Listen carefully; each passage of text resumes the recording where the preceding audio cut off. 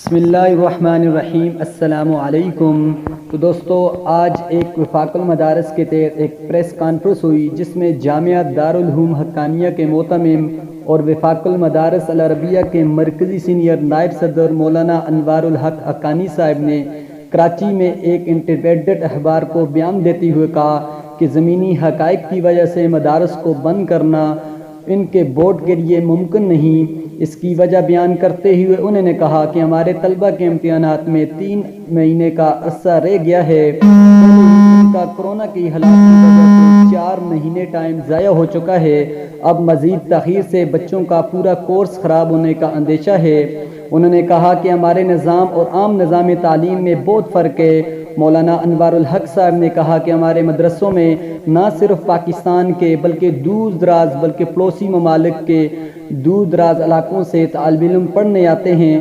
ہمارے طالب علم کیمروں سے نہیں پڑھ سکتے، یہی وجہ ہے۔ انہوں نے کہا کہ سندھ کے دینی بورڈ نے بھی حکومت کے گوشے گزار کی اور انہیں تعلیمی سرگرمیاں جاری رکھنے کی اجازت مل گئی ہے۔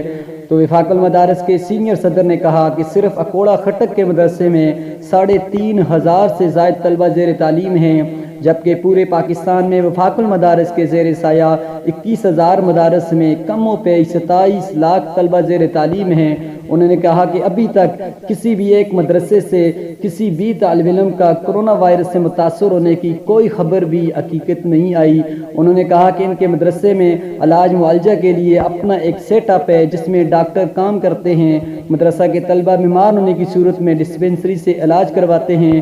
اگر کسی بھی طالب علم میں کرونا کی علامات ظاہر ہوتی تو ہم یقیناً ان کو صوبے کے کسی بڑے ہاسپٹل میں ریفر کرتے، لیکن ابھی تک ایک ایسا کیس بھی سامنے نہیں آیا۔